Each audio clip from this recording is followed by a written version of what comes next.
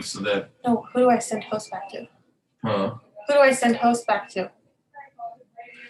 Hey, who are you logged in as, Ronald? Unified Gov at Whiteville.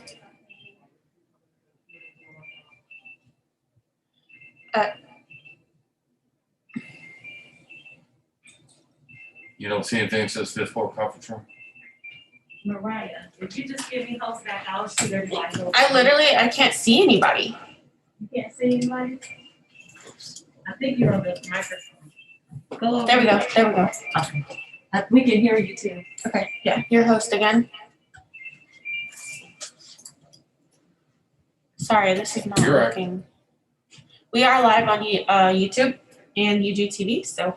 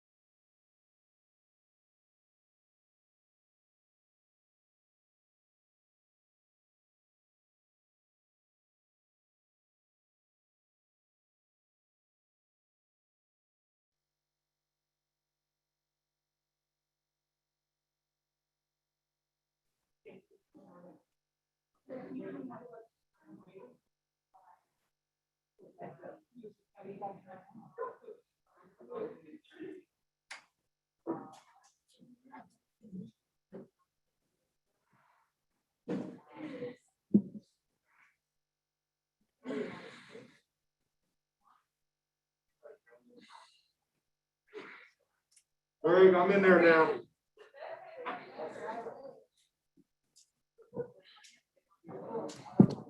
Oh. Ready? 1, 2, 3. 1, 2, 3. Check sound. Good. We good.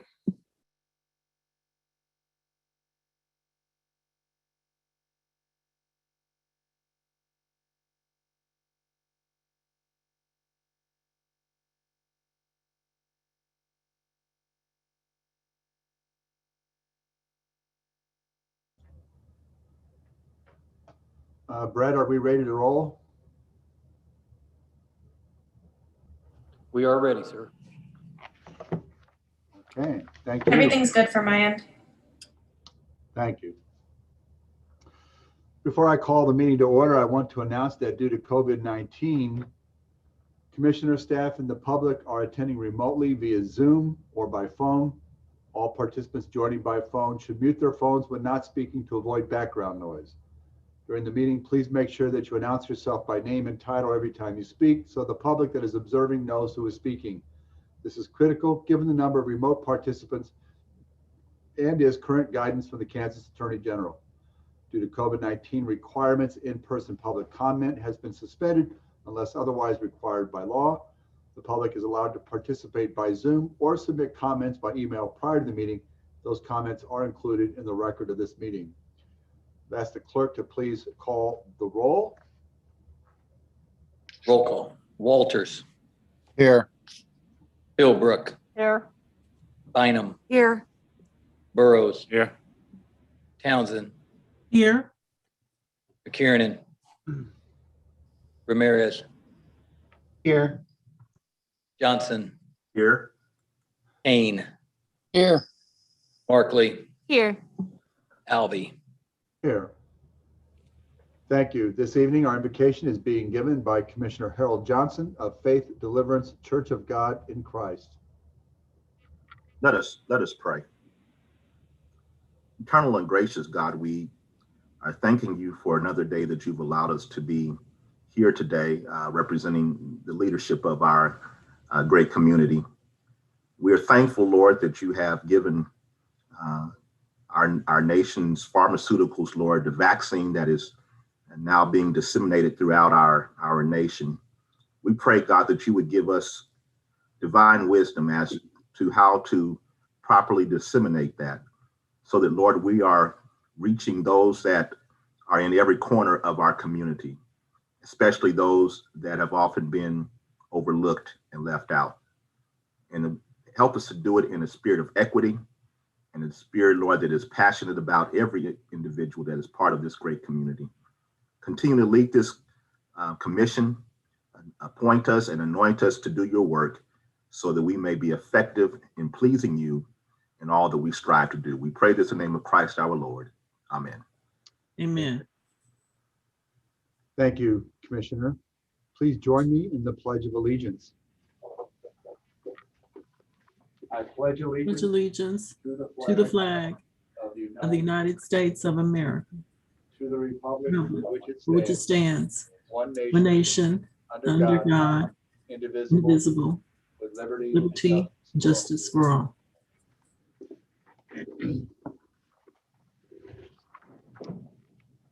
Okay, are there any revisions to tonight's agenda? There were none. Thank you. So our first order of business is the recognition of Parks heroes. Jeff Miles, Public Works Fleet Manager, and several fleet team members are joining us tonight from the recently completed new Fleet Campus Training Room. Mr. Miles would like to share an update and recognize the actions of several UG team members and their response to an incident that occurred at the Fleet Campus late last year. And this recognition, they're calling it Heroes Work Here. Mr. Miles. Good evening, Mayor, Commissioners, and fellow UG team members. Thank you for this opportunity to present this evening. On October 1st this past year, an accident occurred at the Fleet Campus that injured a team member, Tim Saint. I'm pleased to report that Tim is out of the hospital and continues his recovery. We expect Tim to return full-time to our team as a master fabricator, a welder, senior technician, and leader. Tim and his wife, Leanne, are here with us tonight. Before tonight's presentation, there's a story I'd like to share with you. Prior to the accident, Tim took the initiative to build a new Fleet Campus sign.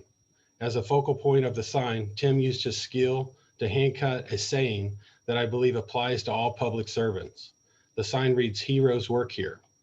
The goal in creating the sign wasn't just to thank his fleet, street, parks, and transit teammates. His goal was to remind everyone that came in and out of the Fleet Campus that work they do daily matters. His goal was to remind each and every one of us that we play an important role in improving the quality of life in our community. Tim believes in public service, and he believes in his team. As a testament to his dedication and his resiliency, Tim and his wife Leanne are here with us tonight. The reason we are gathered here this evening is directly related to the Heroes Work Here sign that Tim created. Following the incident, the fleet team worked closely with the HR safety team to analyze every detail leading up to the accident, every detail during the accident, and every detail immediately following the accident.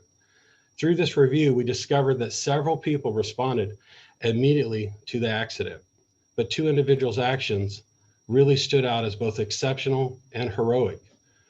On the day Tim was injured, Chance Thoman and Ryan Teal, members of the Parks and Recreation Department, saw something that caught their attention, and they took immediate proactive action to both investigate and render assistance.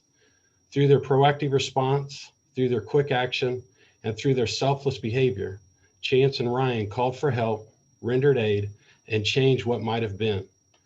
Their actions embody the essence of public service, and they are living representatives of Tim's Heroes Work Here sign. For those reasons, on behalf of our team, I extend my thanks to Chance and Ryan for their heroic efforts on October 1st, 2020, and our fleet team is honored to present them with these plaques recognizing their service and selflessness. As I do that, I'm going to join them in the training room. But lastly, we would like to thank all the KCK Fire Department team members that also responded, followed up, and rooted for Tim's recovery following the accident. Thank you.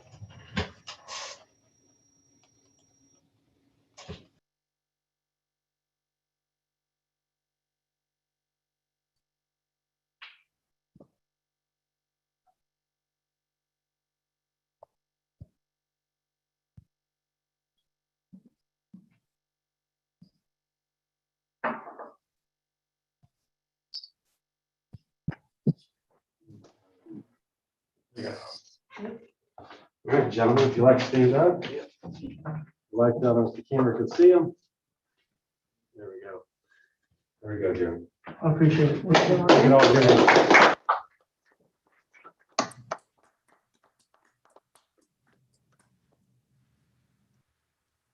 Thank you, Mayor. Jeff, thank you. Thank you, gentlemen. Thank you all for your selfless sacrifice, for really attending to your fellow worker. And heroes do work here day in and day out. And we want to, on behalf of the people of Wyandotte County, we say thank you and just keep up the great work. Oh, yes. I appreciate it. Thank you. Thank you. Thank you. Thank you, Mayor. Welcome. Thank you. Thanks. All right. Next is a proclamation for March 7th through 13th of this year as COVID Heroes Week in Wyandotte County. I'll turn it over to Mr. Bach. Thank you, Mayor, Commission. We've launched COVID Heroes to mark this moment in our history, to pause and reflect on what we've lost and celebrate the many COVID heroes in our midst, which is the entire unified government staff. While vaccine distribution has scaled quickly, we are still awaiting critical doses to make our entire community safe. We are tired and ready to move forward, but now is more important than ever for us to persevere in our response.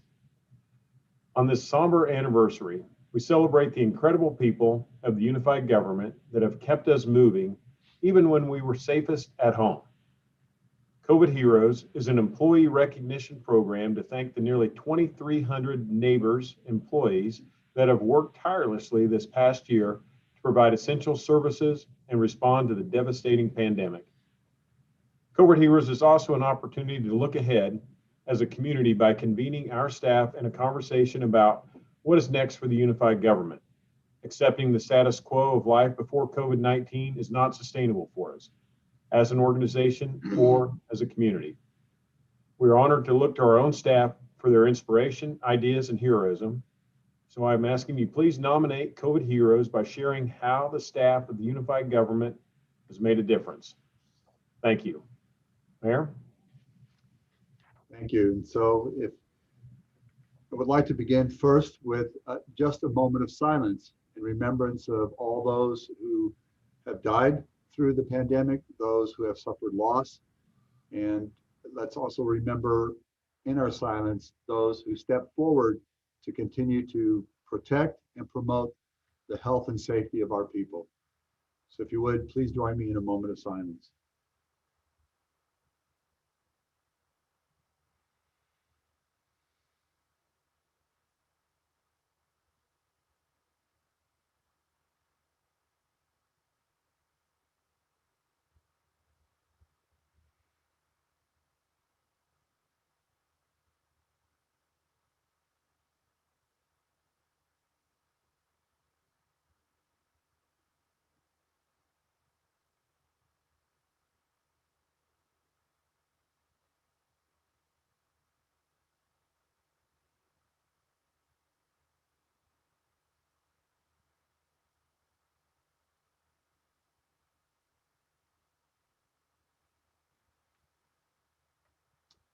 Thank you.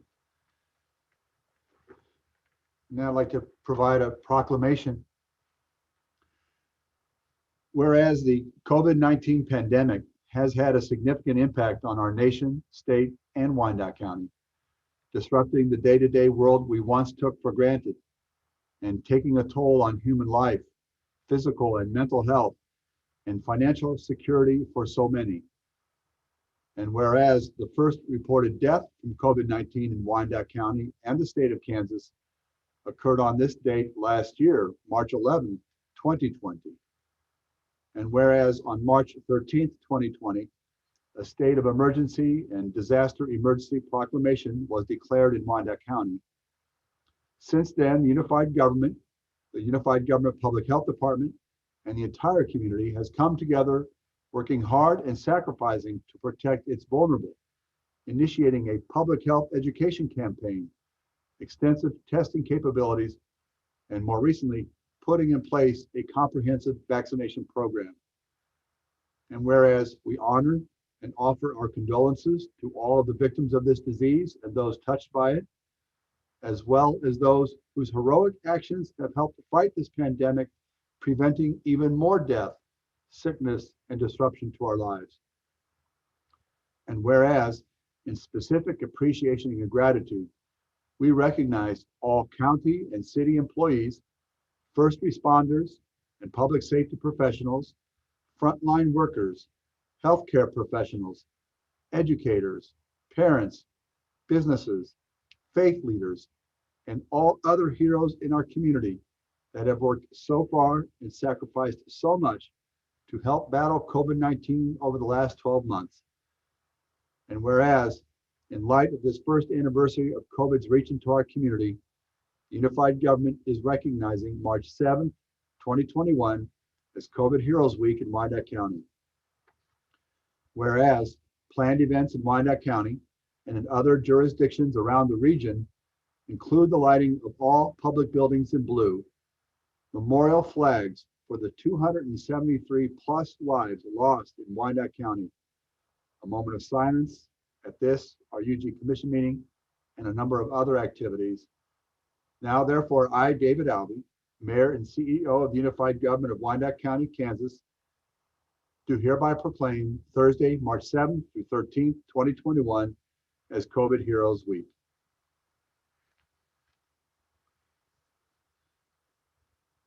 So again, 1 year ago today, I recall receiving a call from Governor Kelly's office asking for me to come to Topeka to be with the governor and with Dr. Lee Norman and others to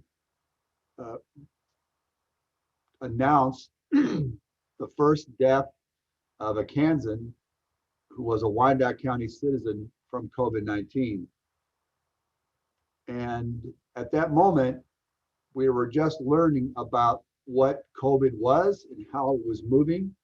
We were just trying to figure out how we might adapt to stop the spread. We were searching, really from the region and from the nation and from worldwide, any kind of evidence, any kind of data that might show to us how we needed to respond to this public health crisis, and really kind of had to feel our way through this because we had not experienced anything like this since the Spanish flu pandemic of 1917 through 1919. And what we have found throughout this time in the past year is that yes, we have lost 273 lives, and we have had many of our loved ones, people we work with, neighbors, friends, fellow churchgoers, suffer, some severely from the disease, and many die. And yet throughout all this, we have shown our resiliency. We have shown that the goodwill of so many people in our community, and as employees in Unified Government, as first responders, as members of the Public Health Department, our faith leaders throughout the community, those who provide social services, our next door neighbors who would reach out to their neighbors. So many people have committed so much to preventing this from becoming an even greater pandemic, a greater threat to our life and well-being. And so it's just a great opportunity to remember everyone who has suffered, but also those who have done so much to prevent even greater suffering and death. So 1 year ago today, I recall being with the governor to announce the first death and a very sad occasion. We've had 273 plus more since that time. We want to keep working to prevent any more, but let's continue our efforts, take this seriously, and follow what we must do to protect our fellow citizens. At this time, I'd ask Mr. Bach, if you would please introduce COVID heroes.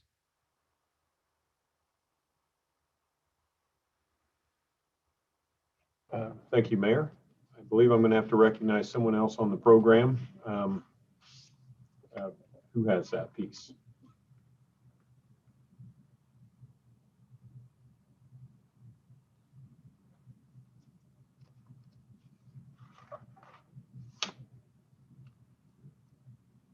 I think perhaps when they reference the COVID heroes in my notes here, it is really the proclamation of what we'll be doing this coming week.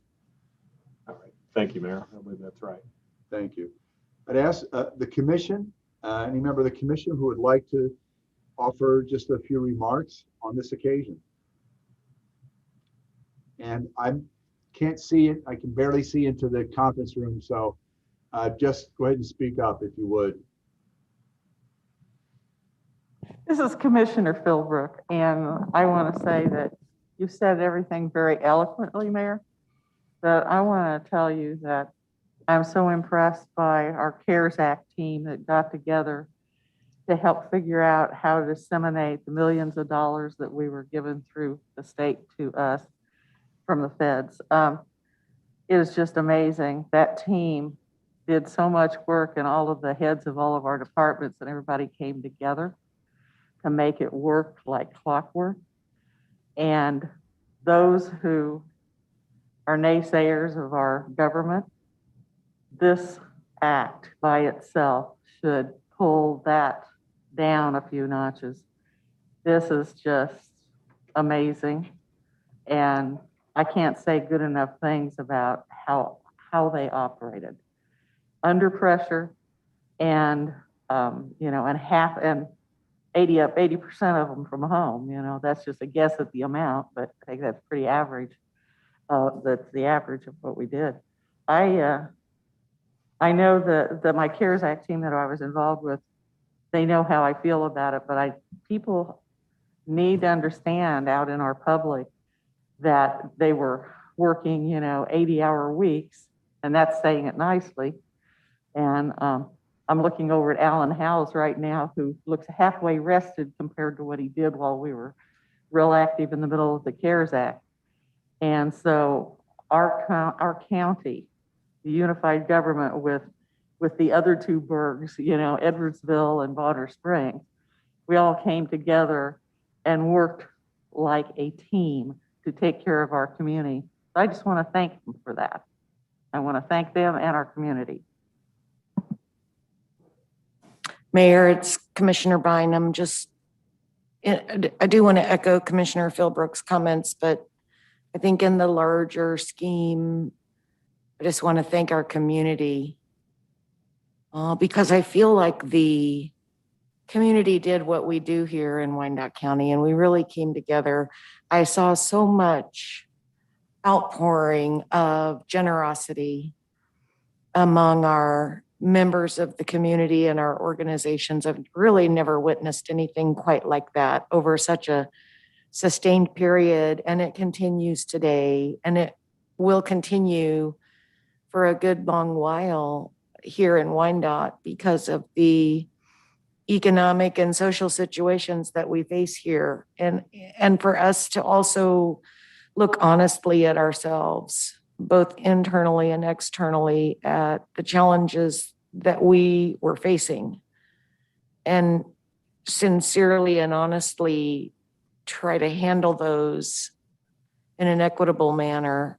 But I think my thanks mostly belong with the residents and the business owners and the churches, nonprofits here, because I feel like everyone just really stepped forward to try to do something to be helpful. And I'll never forget it. as long as I live, I'll never forget what we saw. So thank you.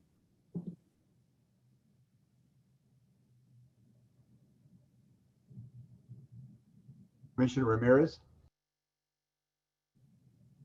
Thank you, Mr. Mayor. I want to mirror my comments of Commissioner Bynum. You know, a big thank you to our community. You showed how resilient and adaptable we are as a community. And, you know, we just had our strategic budget meeting, and one of the things was, what are you most proud of? And I said, our community's resiliency. Because no matter what's thrown at us, we work together to overcome it. And that's what we definitely did with COVID-19 and everything that was going on during last year. The next big thanks, of course, is to all of our employees for their resiliency and adaptability. And of course, the number one, our public health department. Our health department, which is a department that usually we never really hear about a lot. We know that they're there, they're doing good work in our community, but last year they were front and center. They were the most important part of this. They were the one guiding us, giving us all the data and the updates on everything that was happening. And of course, it was data and information that was changing every minute. And I thank you for your resiliency and adaptability to the crisis that we were going through, and we continue to do. So thank you to everyone, to all the UG staff, to administration, to our public health department, and of course, as Commissioner Bynum said, our community. We see a light down a long tunnel. We're getting there, but let's continue to work together so that we can get back to some normalcy. Thank you, Mr. Mayor.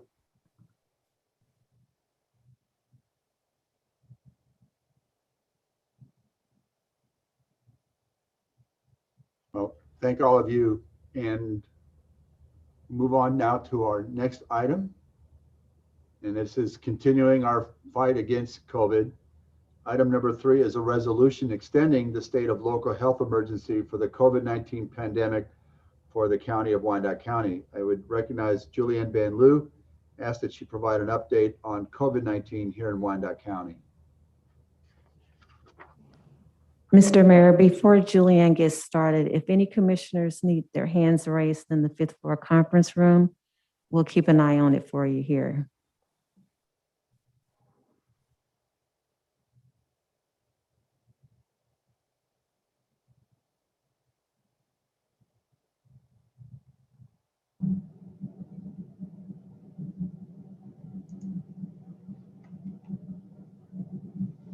Thank you. Mayor, this is Doug Bach, County Administrator. Yes. I don't know if Julianne necessarily has much to present at this time. The recognition of the emergency order at this time for us is that this will really essentially keep us in line with federal disaster declarations, so that if there is additional funding we can collect through the FEMA program by continuing it through June. Additional costs that we are not able to recover through the federal funds that are come down through the Recovery Acts, we would be able to apply and potentially get partial reimbursement back through FEMA for some of those additional expenses. So that's why we're bringing this forward and request that the commission advance it for approval. Thank you. Any comments or questions from the commission? Mayor, I'd make a motion to extend the state of the local health emergency for COVID-19 pandemic through June 15, 2021. Markley, second. I think we have a motion and a second. Roll call, please. Walter. Aye. Walters, Aye. Philbrook, Aye. Bynum, Aye. Burrows, Aye. Townsend, Aye. Ramirez, Aye. Johnson, Aye. Kane, Aye. Markley. Aye. The vote is 9-0. That motion carries. Thank you. Item number 4 is the resolution regarding the nationwide Stepping Up initiative. I'll turn it over to Randy Kallstrom from Wyandotte Behavioral Health. Good evening, and can you hear me okay? Yes, sir. Thank you. Thank you for the opportunity to present to you tonight the Stepping Up Initiative.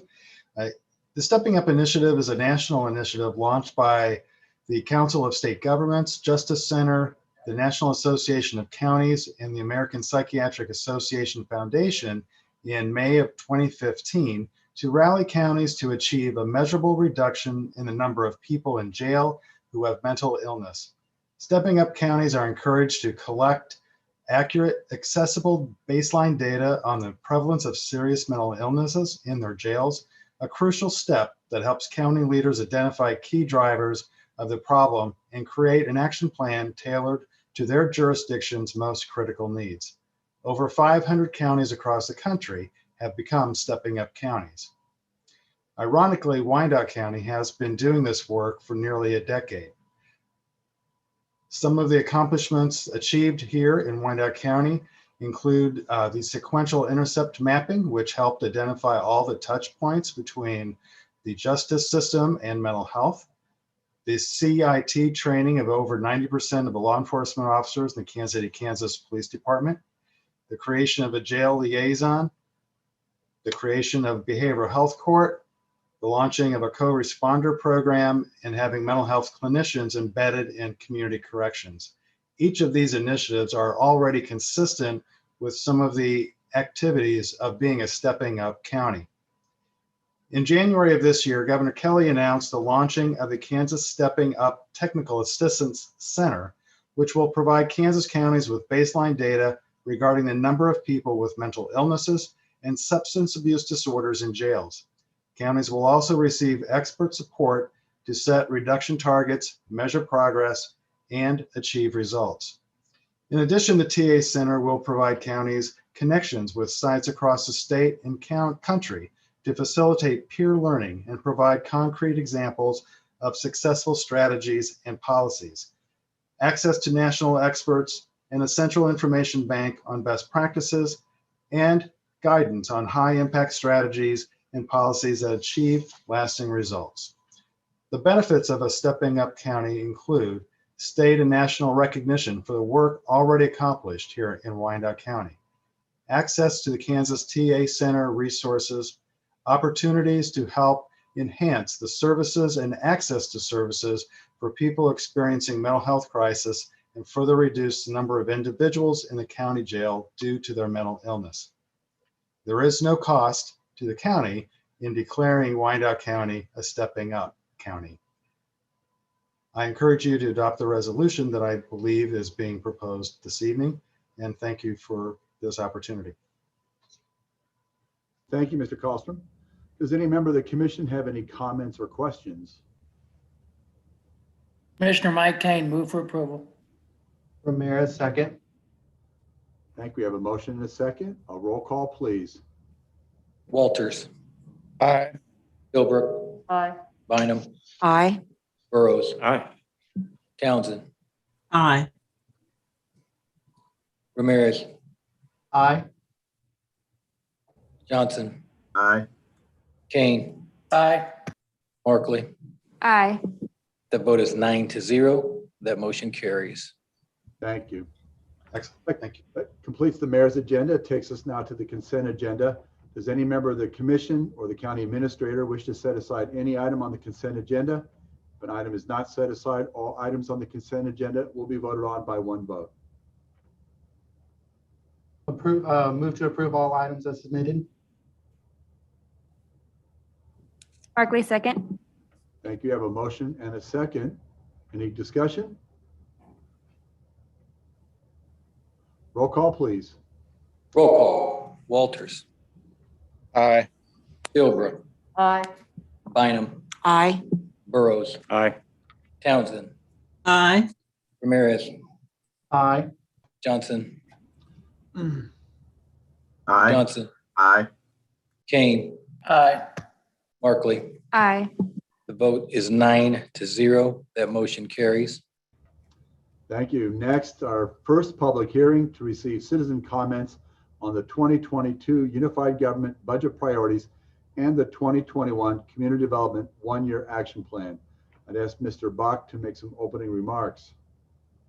Thank you, Mayor, Commission. This item officially kicks off our budget process, I guess, one notch further than we did some strategic planning last week. But at this point, we're ready to solicit the input of the residents and businesses in our community as we go through the preparation process and building our budget and preparing our community development block grant program for the coming year. So with that, I've asked Mr. Reginald Lindsay with our budget department to lead the presentation. Reggie?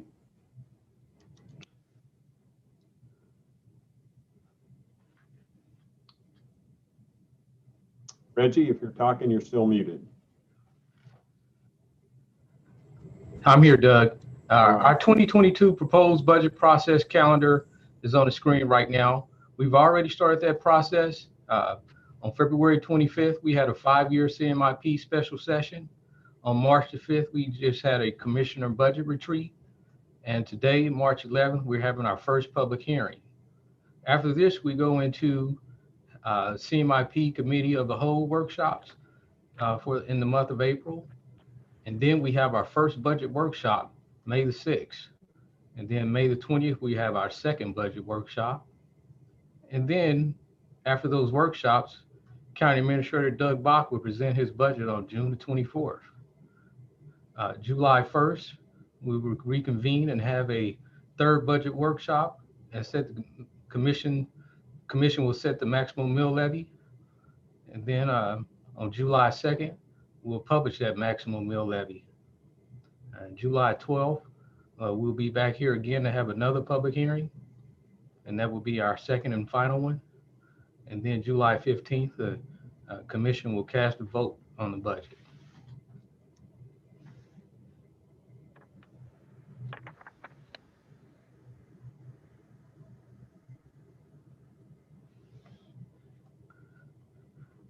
Our 2021 approved budget is a $382 million balanced budget with revenues and expenditures accounted for. It funds 29 state certified funds and provides over 200 services to the community. Some of the largest funds within the $382 million budget are the City General Fund, which is a $157 million budget. Then also the County General Fund, which is a $70 million budget. And then the sewer system, which is a $52 million budget. Now we're going to drill down into the $157 million City General Fund and look at the different functional areas there. Public safety is a 59% of the pie, and it's a $92 million budget. That includes departments such as the police and the fire department. The second largest functional area is community services. This portion of the pie is 12%, which is about $19 million. Some of the services over there from departments that are provided are transit, neighborhood resource center, and urban planning. And then the third largest functional area there is public works.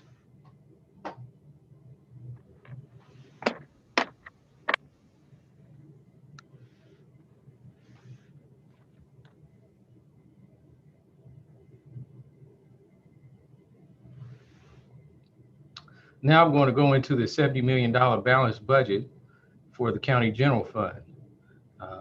Public safety is the largest functional area there at $39 million. The largest departments there are the Sheriff's Department, Community Corrections, and Emergency Management. Second largest functional area is legal, then appraisers and the Finance Department. And the third largest functional area is Judicial Services, and that's $8 million. And there we have district courts and district attorneys.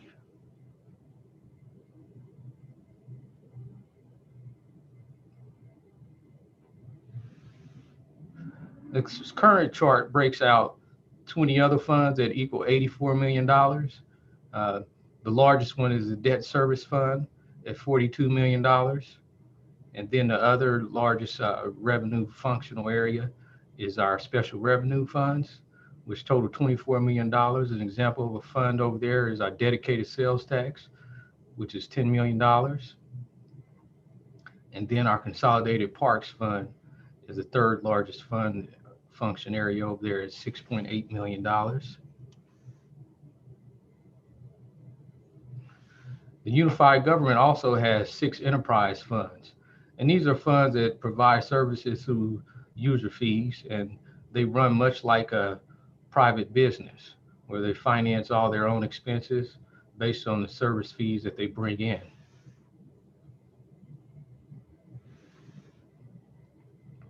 So this chart breaks out the 6 enterprise funds. There's $70 million. We can see the large one is the sewer fund, which is a $52 million fund. And then the second largest one is the emergency medical service fund, which is $11.2 million. And then the third one is our storm utility fund at $5 million.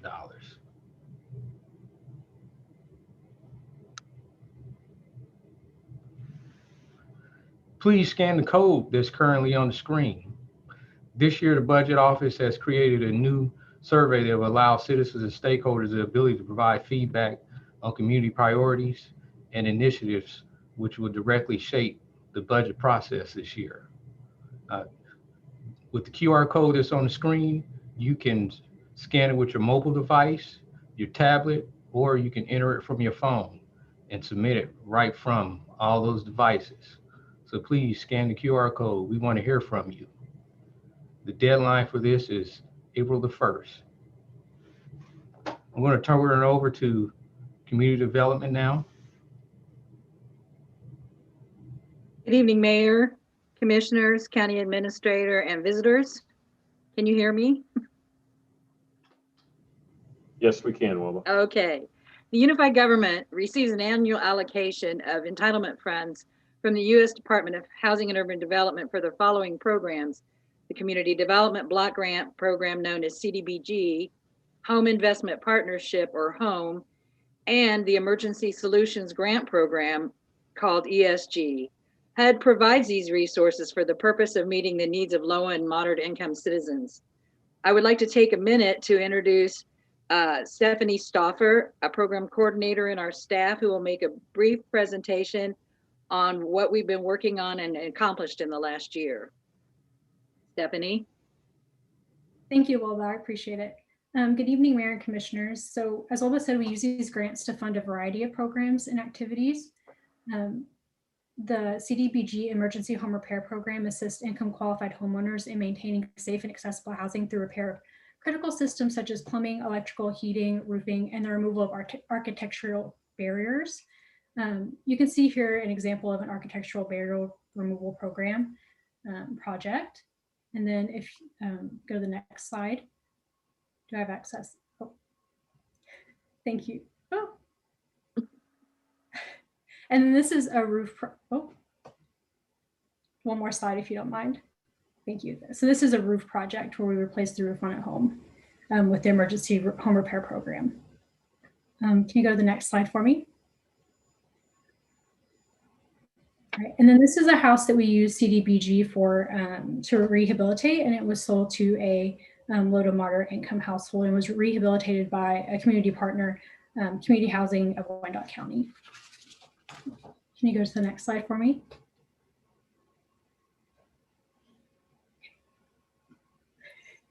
Here you can see a couple of recent home projects that we used the home grant for.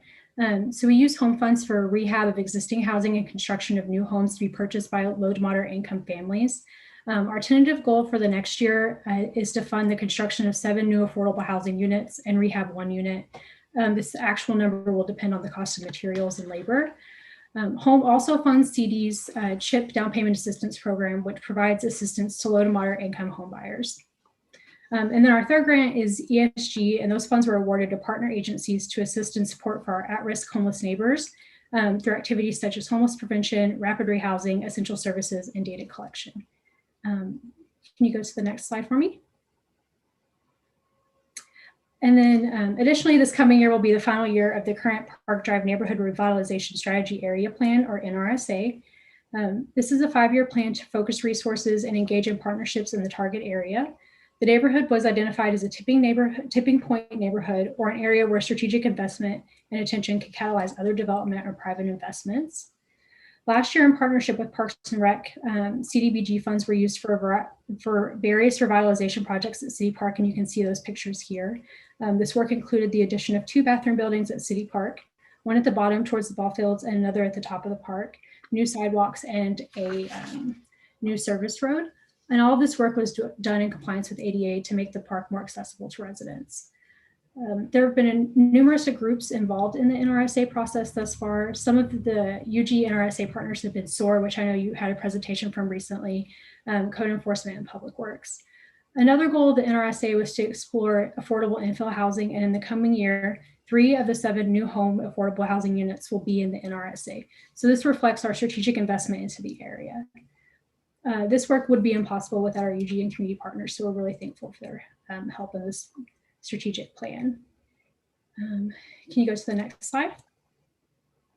And I know we've had a lot of presentations about this, but this is just a reminder about our CDBG CV CARES Act grants that we received in addition to our regular annual grants. And so here is just the breakdown of those approved projects. We're currently working out subrecipient grant details and trying to get those dollars out into the community. And then the next slide. This is our CARES Act ESG grants. And you can see here the projects that were submitted and approved by our community partners and the breakout of the different activities there. And with that, I'm going to turn it back over to Wilda. Thank you, Stephanie.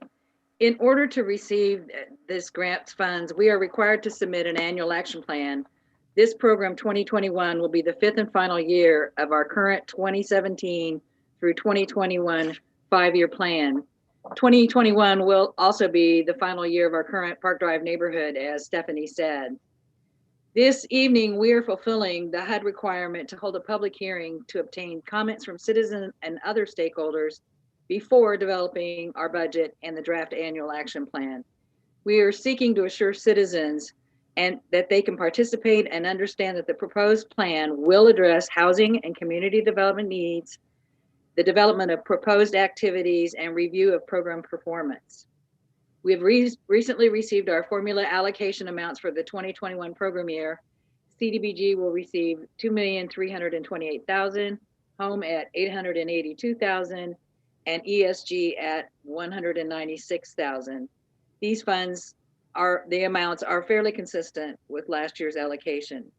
The following graphs, Reggie, please change slide, will show the allocations and approved expenditures for last year's entitlement grants. The pie chart shows sources of support reflects $2.3 million for CDBG, $876,000 for home, and $198,000 for ESG, for a total of $3,378,000. Next slide. As you can see, the approved expenditures pie chart reflects the following activities: CDBG housing programs, NRSA infrastructure, administration, public services, and the emergency shelter grant and home, emergency solutions grant and home programs, totaling the $3.3 million. Home activities do include down payment assistance in construction or rehab of affordable housing. ESG activities does include home and prevention, essential services, rapid rehousing, and the homeless management information system. A draft of the 2021 annual action plan will be published in early June to allow citizens to review the plans and provide feedback for a 30-day period.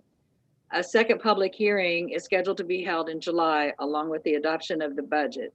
The adoption of the 2021 annual action plan is also scheduled to take place in July. The final annual action plan must be submitted to HUD no later than August 15th. According to federal regulations, failure to meet the requirement will automatically result in a loss of our CDBG funds. This does conclude our portion of the presentation. Thank you. Thank you. Do any members of the commission have any questions or comments for Wilba or staff?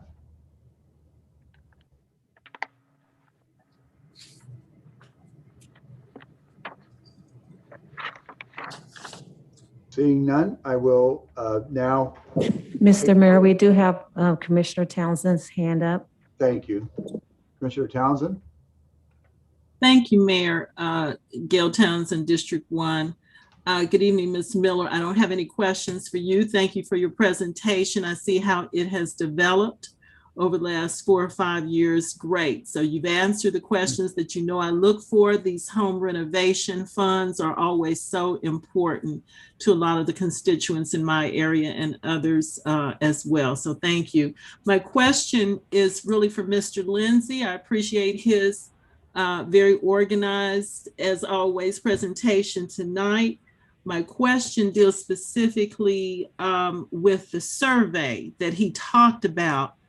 Since this is the first opportunity tonight for members of the public to have input into the 2022 budget, my question is, if citizens respond to the survey, will that be equivalent to them having the opportunity to put forward specific uses of budget funds that they'd like to see? Or is it merely a survey about what they like or don't like?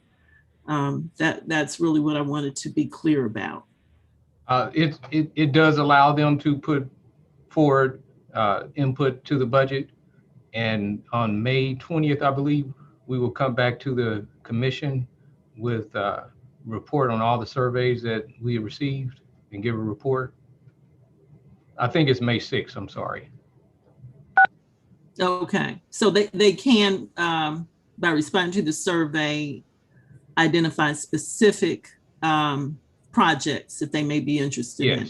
Yes, All there's a section there where you can do two things. You can offer your opinion, or you can submit a project. Okay. And I talked about the form being on that QR code, but you can also hit it from the Unified Government's website, and it would be like on the first when you land on the Unified Government's webpage. Okay. Is there another way that someone may be able to call into one of our departments and merely request a form if they don't have access to the internet? They can call the budget office or email the budget office. And the number for the budget office is? It is 573-5271. Okay. And then there's appreciate that. I'm sorry, go ahead. I was going to say there's also an email address, ugbudget@wycokck.org. Okay. Well, you answered my questions for the evening. Thank you very much. Oh, you're welcome. Thank you. I'll now open the public hearing. Before we take public comments, I'd ask Mr. Deichler to read the statement governing the public hearing. Thank you, Mayor. We would like to welcome all present to this public meeting of the Unified Government of Wyandotte County, Kansas City, Kansas, regarding the 2022 Unified Government Budget Priorities and the 2021 Community Development One-Year Action Plan. We appreciate the attendance of everyone here this evening, and we recognize the importance of your views.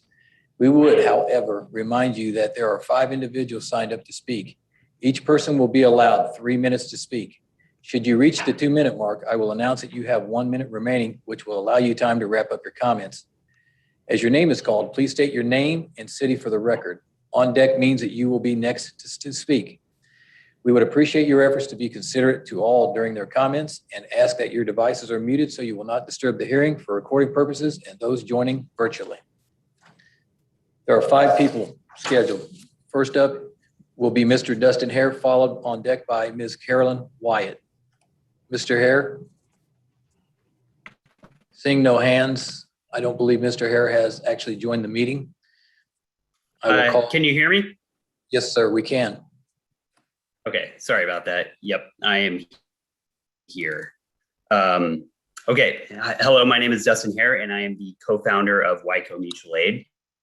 When the pandemic struck, our organization knew that there was going to be a lot of need in our community, and we immediately started doing boots on the ground outreach to our most economically vulnerable residents. We helped folks who were food insecure get access to food. We helped find rides for people who didn't have transportation. We provided cell phones to people who had become unemployed and unsheltered. Unfortunately, in the category of homelessness, we had trouble fulfilling our community's needs. Some nonprofits were able to provide temporary solutions to folks experiencing housing insecurity, but the UG is largely ignoring the issue. There's no homeless shelter in our county. And instead of spending money to assist people experiencing homelessness, money is instead spent to police these folks and make sure that they are uncomfortable in any area where they attempt to congregate. I myself have witnessed this on more than one occasion. Over the last several months, I've been communicating with people who have become homeless as a result of the pandemic. On some occasions, we've been able to patch together money from mutual aid and support from nonprofits to provide hotels for single mothers who have lost their jobs and lost their housing. On other occasions, we've been unable to find resources, and I've had to tell people that I'm sorry I cannot help them and they will have to sleep in their cars tonight or on the ground. Throughout the cold winter months, this was a nightly occurrence for me. Our lack of a safety net exacerbates issues for our residents and turns short-term situations into long-term ones. In reviewing the 900-page proposed 2021 budget, I see the word homeless appear in only 3 different places throughout the document, and a total of $198,000 dedicated to solving the problem. This amount is woefully insufficient. In the short term, we need to be dedicating millions to this issue.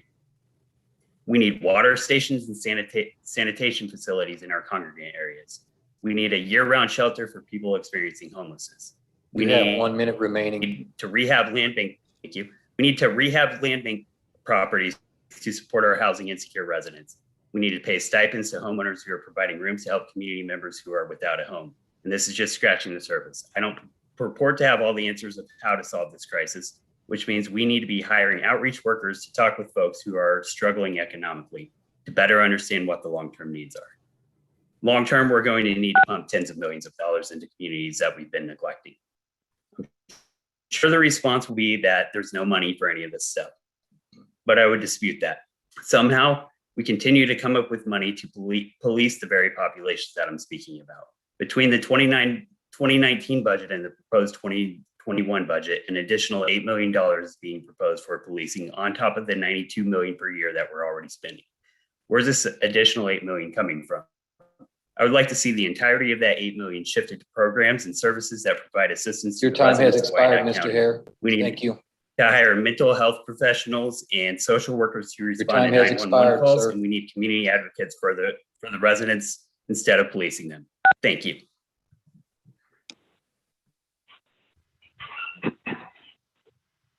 Next up is Miss Carolyn Wyatt. On deck is Miss Marge Gasnick. Good evening. My name's Carolyn Wyatt.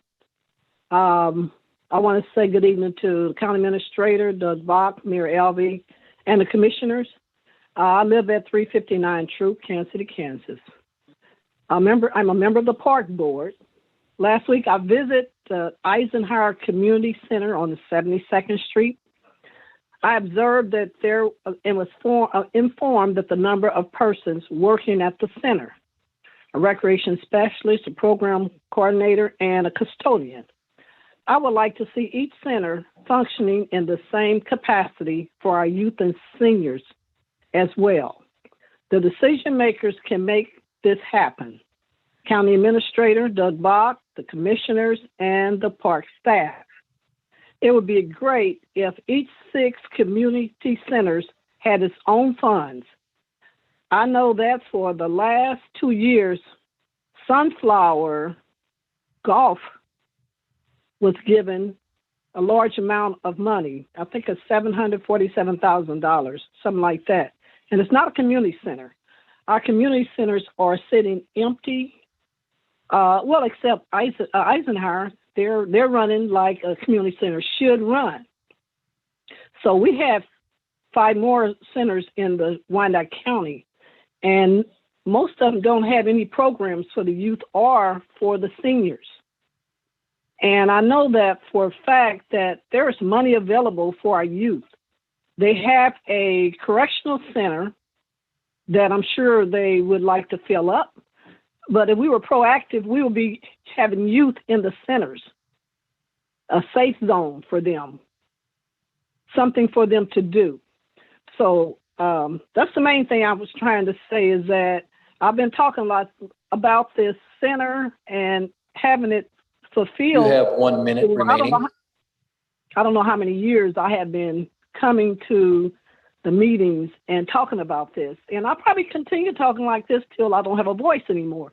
So I'm hoping the commissioners and the administrators will come together and say that our youth are important, that the whole city is important, our seniors are important, and that they will have the centers operating like centers should operate, youth centers, community centers. Thank you very much.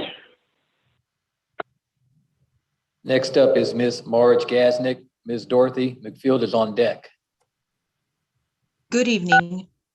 My name is Marge Gasnick, and I live at 3322 North 54th Street. I appreciate the opportunity to make a comment tonight about the budget. My comment tonight is based on some research I've done on the 2021 Unified Government budget, as well as the budgets of some peer cities in our region.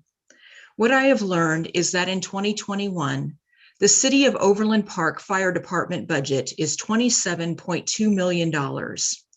The City of Olathe's Fire Department budget is $25.5 million. The Kansas City, Kansas Fire Department budget is $62.3 million. The difference here is around $35 million.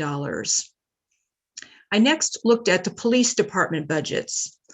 Overland Park's police department budget is just under $43 million.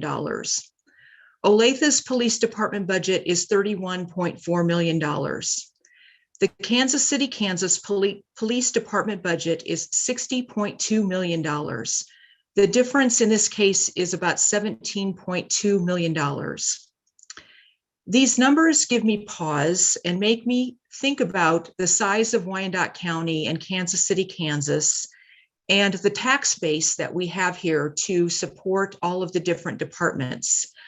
I have to ask why the budgets for these two departments are so outsized in comparison with the other two cities. I ask this question knowing that there are so many needs in Wyandotte County: street repairs, sidewalks, transit service, parks and rec, housing and neighborhood services, just to name a few, not to mention tax relief.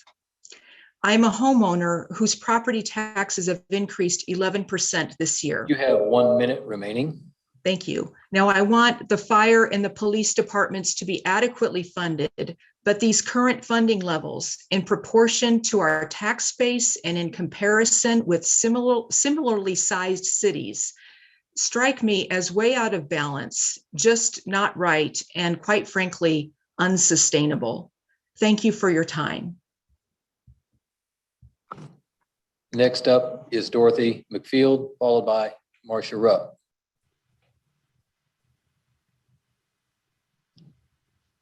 Dorothy McField, she is not present.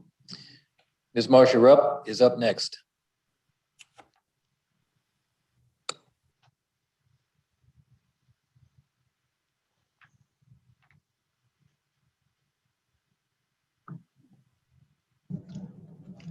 Ms. Rupp, if you could unmute yourself, you'd be allowed to speak.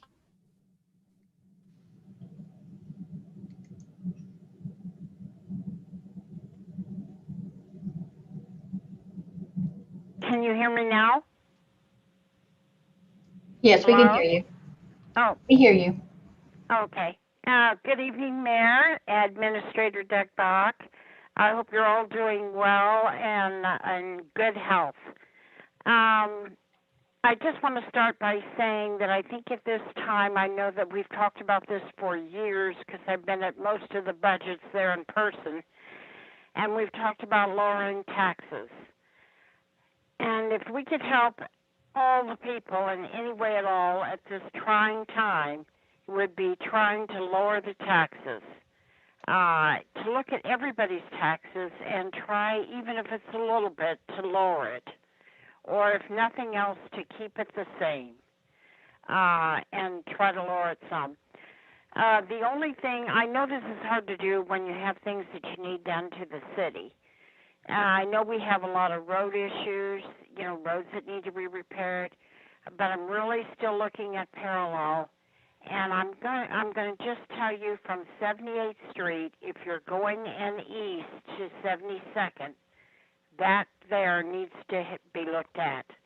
And from 51st Street to 55th, from east going west on both sides, from west going east and east going west, needs to, from 51st to 55th was never taken care of as far as mending those seams like they have been doing, which has really done a lot to help parallel. So if I could just ask for maybe that to have some attention. And please remember our police. We need more police officers. That's not something that you want to,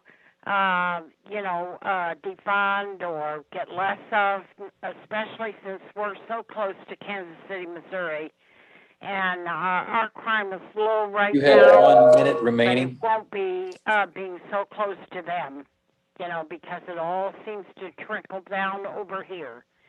So please keep the police coming in, keep our fire department and sheriff department strong, and all of you take care. Thank you. Mayor, I will call Ms. Dorothy McField one more time and ask if she is present to at least raise her hands to see if our staff can recognize her. Ms. McField. No hands were raised. That concludes our speakers, Mayor. Thank you. So if there's anyone who did not sign up who wish to speak on this item, just raise your hand at this time to be recognized.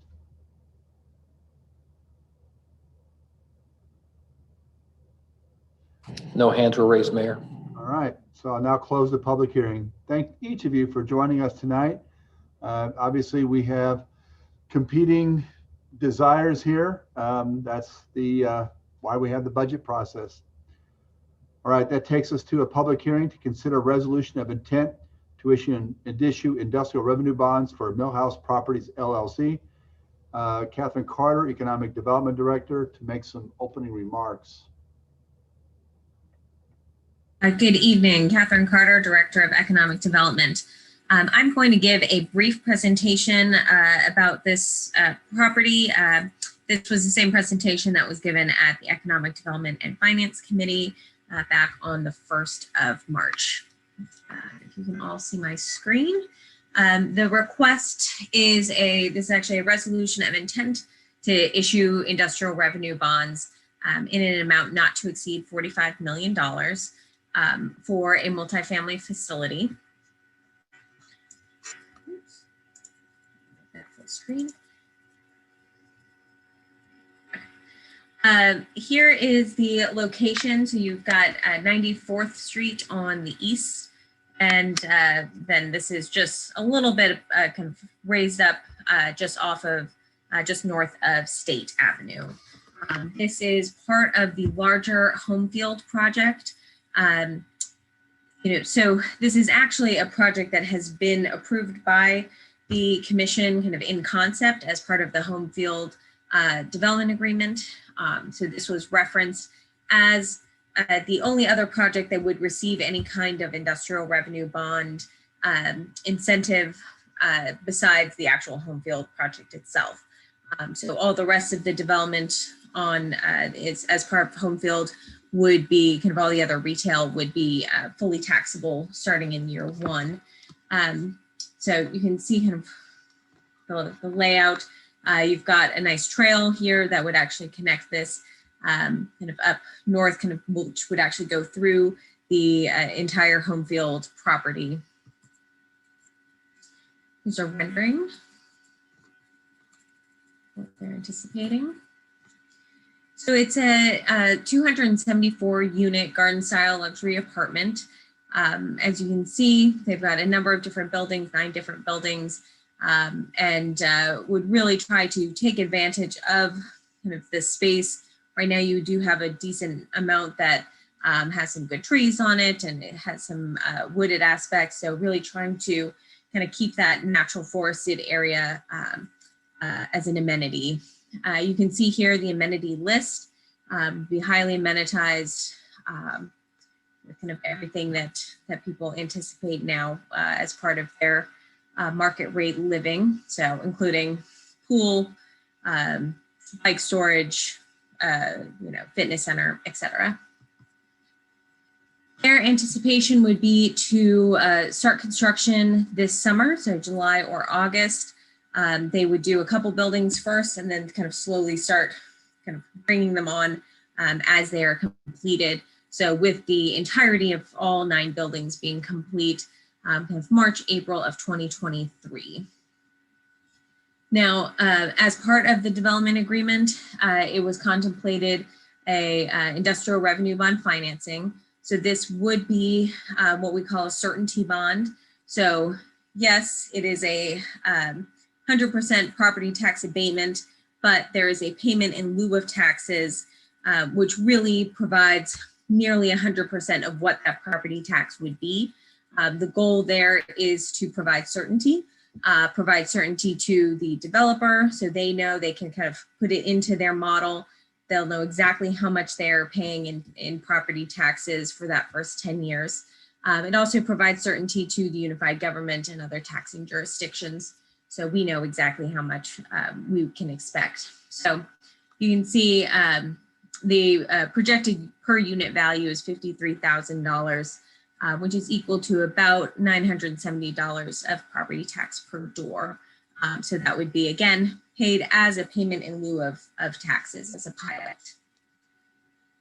There would be an annual escalator. So we would be receiving through that pilot just over $250,000 to start. And then that, of course, would go over time, would continue to escalate for a total of just about $3 million over the 10 years.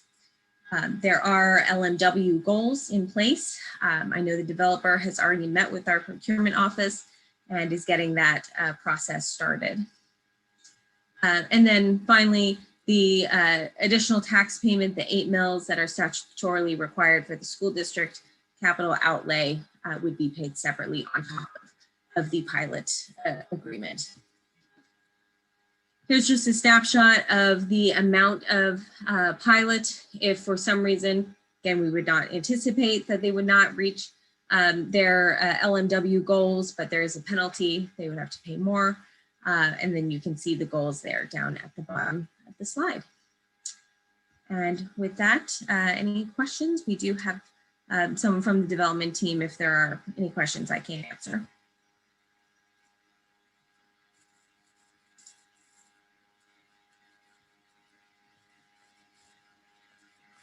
Okay, I'm not seeing any questions. So I would now open the public hearing. Ask the clerk if he has received any notification from the public who wish to express comments in favor of this item. No notifications from the public were received by the clerk, sir.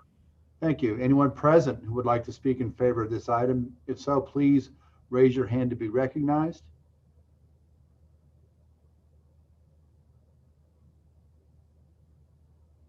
No hands, sir. Thank you. All right, seeing no one else in favor, have we received any notification from the public who wish to express their comments in opposition? No notifications from the public were received by the clerk as well, sir. Thank you. Anyone present who would like to speak in opposition? I see no hands raised. Thank you. I'll now close the public hearing. Do any members of the commission have any questions or comments?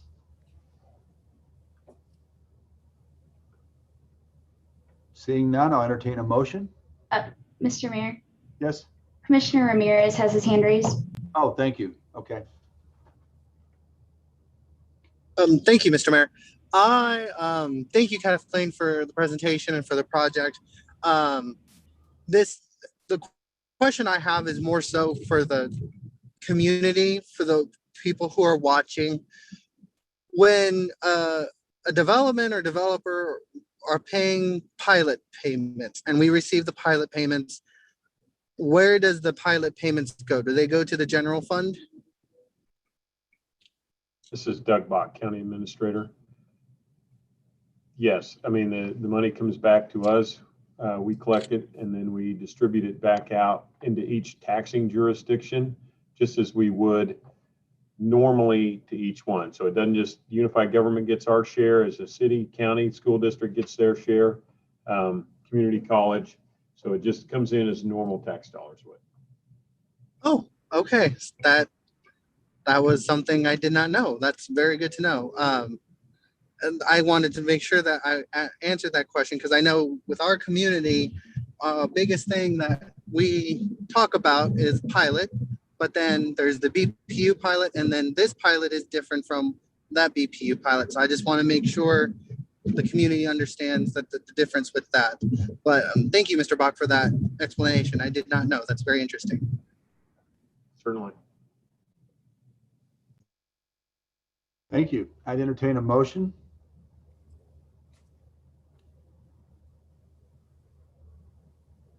Commissioner Philbrook, move to approve.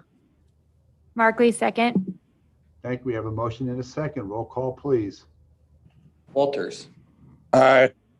Philbrook. Aye. Bynum. Aye. Burrows. Aye. Townsend. Aye. Ramirez. Aye. Johnson. Aye. Kane. Aye. Markley. Aye. The vote is 9-0. That motion carries. Thank you. Next item, a public hearing to consider a resolution of intent to issue industrial revenue bonds for Legends 267 LLC. Mrs. Carter. Thank you very much. So this is a very similar in concept idea here. Again, this is something that this commission has already seen the development agreement come through about 2 months ago, maybe. And now we're really excited to hear that they are ready and gearing up to start building. So plan is to start that work here this month. So that's really exciting. So again, this is kind of another procedural type of action. Resolution of intent to issue industrial revenue bonds in the amount not to exceed $54,820,000. Again, for multifamily project. Just as kind of a bit of a refresher, I know you saw a lot of this just recently, but this is the project site here, corner of Village West Parkway and Parallel, just next to the public parking garage for the Legends. This is a project that has been a long time coming. So this is something that was originally approved about 5 years ago.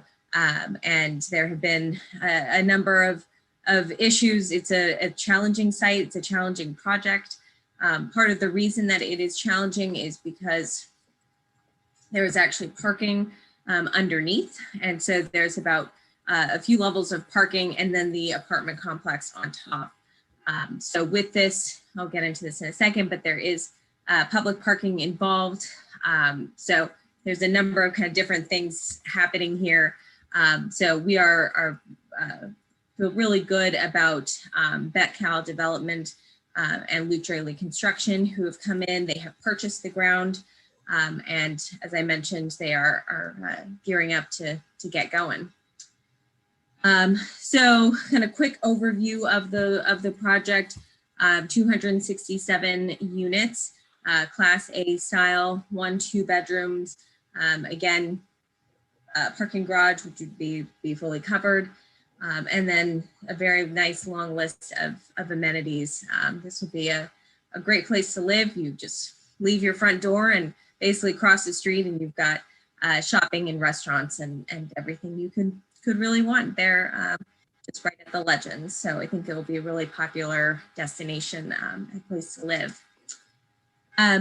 So as I mentioned, there are will be built 620 parking spaces as part of the original agreement, and we have kept this through all of the various iterations, but 350 of those must be public spaces. They will be connected to the other parking garage, the current parking garage, and they are going to get going here in the next month and anticipate that parking garage will be complete within the year. And the apartment complex will be completed about a year and a half after that. So there is a portion of this that is CID. It's not what we're really talking about today, but just want to remind you of kind of the full project.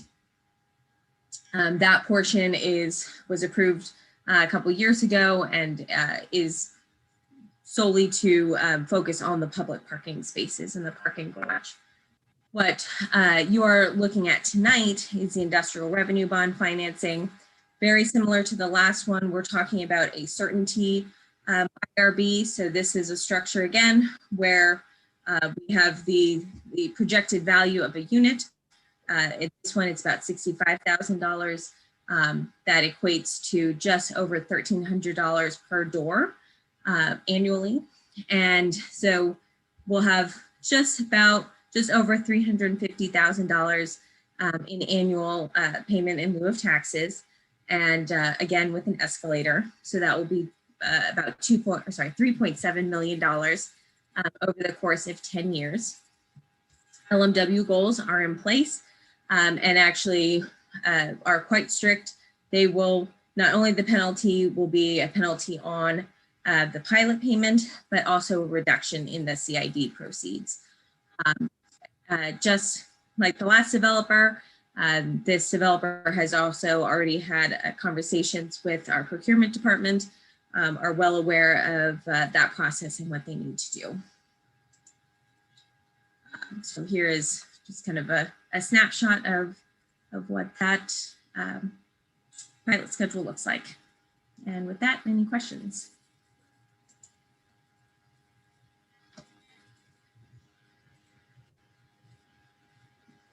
I'm going to ask, is there anyone present who would like to speak in favor of this item?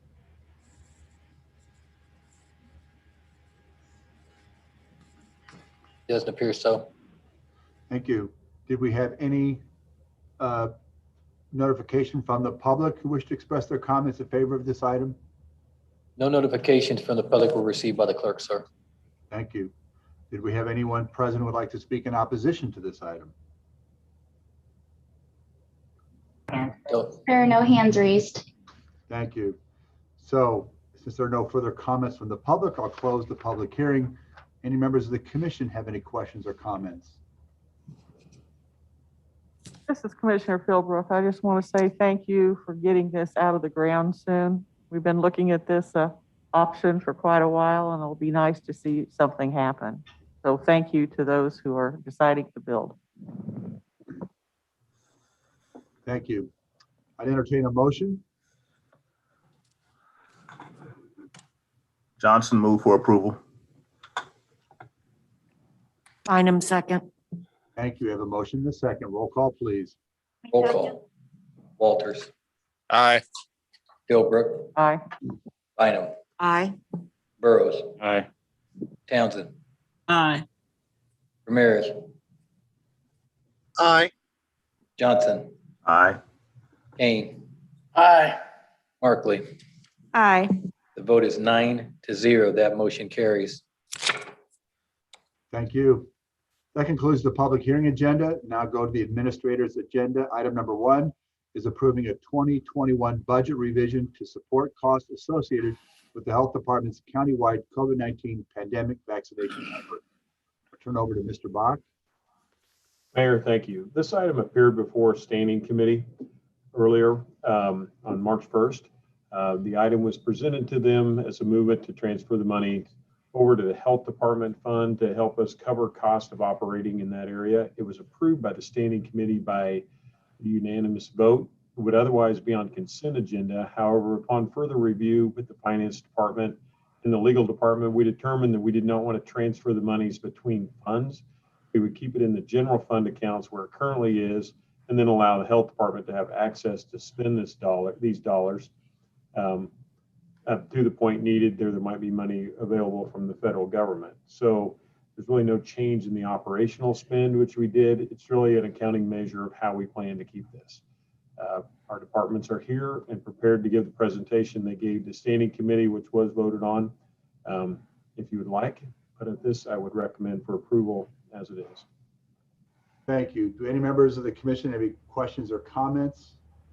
Commissioner Burrows has a hand raised, Mr. Mayor. Thank you. Commissioner Burrows?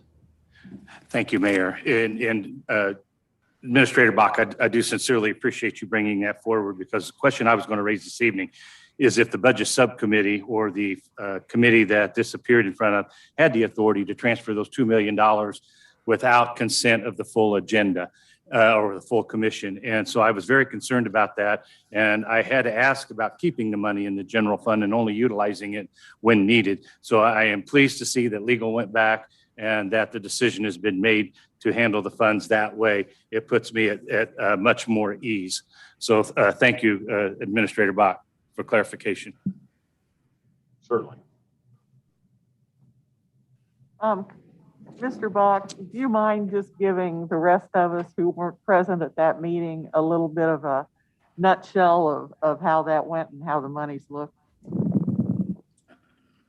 Commissioner, we certainly will. I will turn this over to Ms. Von Atchen and Ms. Van Loo to go through parts of the presentation. I don't know that you need to give it all, Julianne, but and Kathleen, but you can go through and kind of give them like she said, a snapshot of what we're talking about.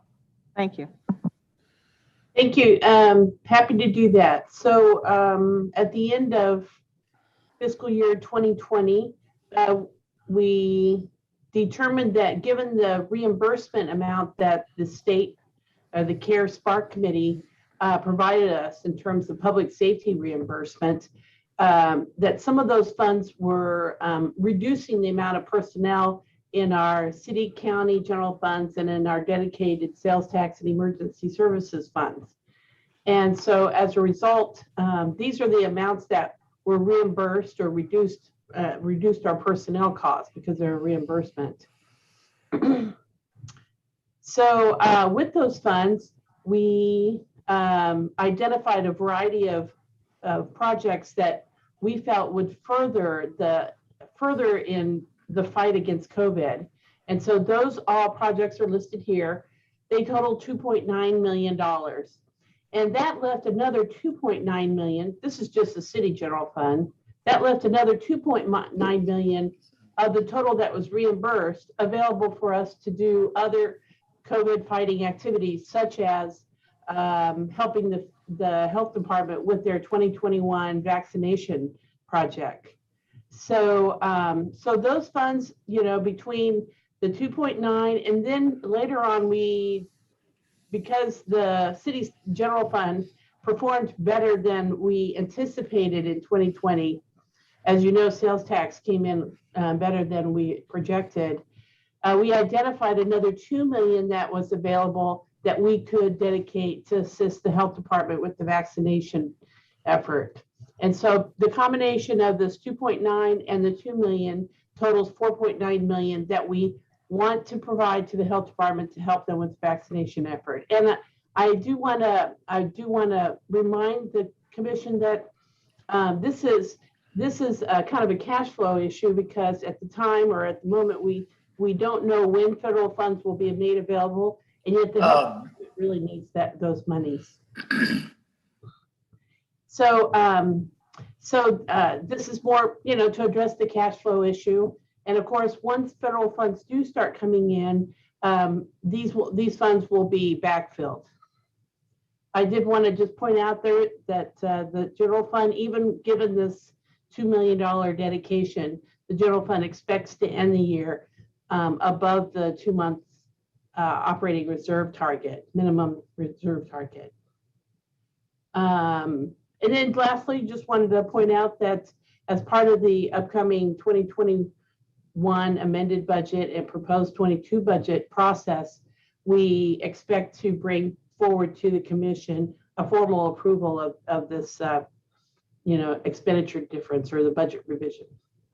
I'd like to go ahead and pass this off to either Julianne or Wes to talk a little bit about their plans for these funds and the objectives. Commission, is that something you all would like to see? I'm happy to do that. I don't know that you are interested in seeing kind of a review of our COVID goals and what we've accomplished and what we plan in the next few months. I'm happy to do that, but it really is a cash flow issue that I think maybe we could stay focused on. If you want to back up one, Kathleen, I think that slide really just kind of sums up the situation.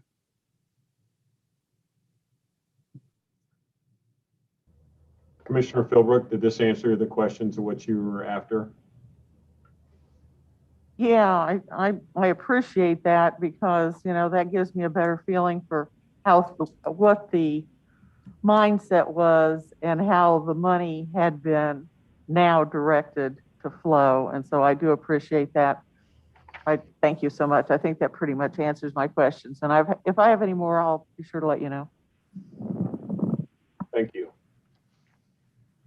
Unless there are no other questions, Mayor, I would recommend for approval. Thank you. I entertain a motion. Mayor, Commissioner Burrows move for approval. Commissioner Philbrook, second. Thank you. Roll call, please. Roll call. Walters. Aye. Philbrook. Aye. Bynum. Aye. Burrows. Aye. Townsend. Aye. Ramirez. Aye. Johnson. Aye. Kane. Aye. Markley. Aye. The vote is 9-0. That motion carries. Thank you. Now go to item number 2. We want to add a planning and zoning agenda portion to the April 8th full commission meeting. Mr. Bach will describe the reasons. Thank you, Mayor. Commission, Doug Bach, County Administrator. So we had a publication miss in our earlier items that were going forward on the planning and zoning agenda. Decision or hope was made that we could move those forward. We had a hearing on them, have them scheduled for coming up for Monday. That would not meet the statutory time to put it on our next regular scheduled planning and zoning meeting. So instead of making the parties that are going forward to that meeting wait a full another month, we're requesting to just add to the current April 8th planning or April 8th commission meeting and make that also a planning and zoning meeting. So those items could be heard at that time as well and move those items along if the commission is so inclined. So again, this is because there was a miss in getting it published. Some people would be left waiting for their items to come before the full commission. So we're asking this to come before the full commission, our next meeting. All right, April 8th. April 8th, I'm sorry. Mayor, it's Commissioner Bynum. Move to authorize addition of planning and zoning agenda to the April 8th full commission meeting. Commissioner Philbrook, second. Thank you. We have a motion and a second. Roll call, please. Roll call. Walters. Aye. Philbrook. Aye. Bynum. Aye. Burrows. Aye. Townsend. Aye. Ramirez. Aye. Johnson. Aye. Kane. Aye. Markley. Aye. The vote is 9-0. That motion carries. Thank you. That concludes the regular portion of our meeting. We are adjourned in that capacity. I now call us back to order as the Land Bank Board of Trustees. Does any member of the commission or county administrator wish to set aside any item on the Land Bank consent agenda? Commissioner Mike Kane, move for approval.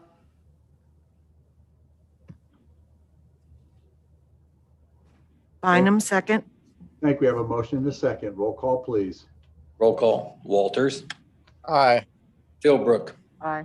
Bynum. Aye. Burrows. Aye. Townsend. Aye. Ramirez. Aye. Johnson. Aye. Kane. Aye. Markley. Aye. The vote is 9-0. The motion carries. Thank you. That concludes our meeting for the evening. Thank you for your attendance. We are adjourned.